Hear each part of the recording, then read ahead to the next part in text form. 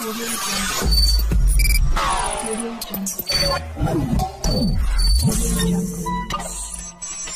Audio Jungle.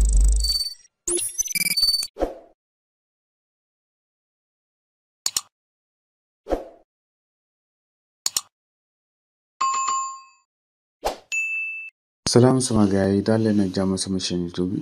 ci vidéo bi nag dama leen bëggoon woon benn astuce boo xam ne soo leen ko utiliser da ngeen mën di def ay recherche mais doo leen bind texte ay image ngay xel di utiliser voilà léegi pour ngeen def ko nag da ngeen dem ci site officiel Google bi ngeen def google.com par exemple mën ngeen ñëw ni def google.com voilà ngeen def entrée léegi soo leen ñëwee da ngeen gis fii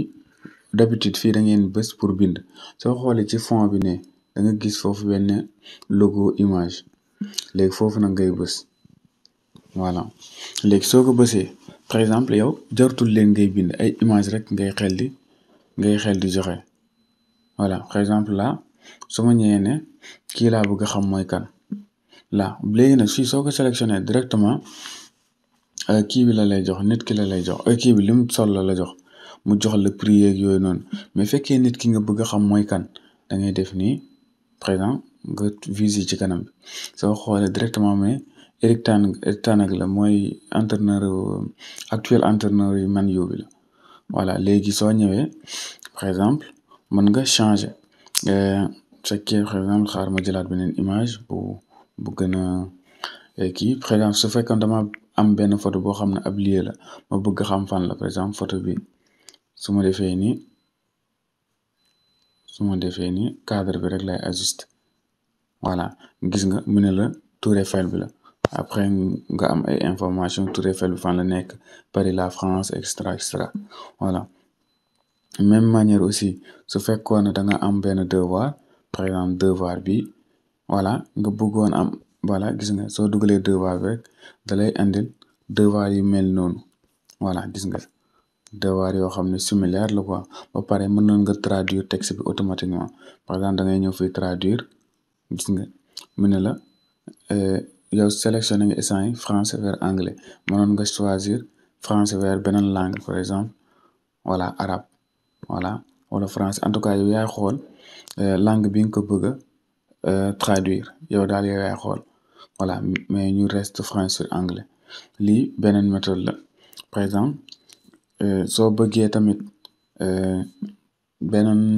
par exemple voilà nga am benn oto nga bëgg xam par exemple pneu yi par exemple nu muy jar gis nga mu ne la pneu bi mi ngi jar 53 euros tu vois léegi mu jox la même site bi nga xam ne mën nga koo jëndee direct voilà pare tamit fekkoon ne kii bi nga bëgg rétroviseur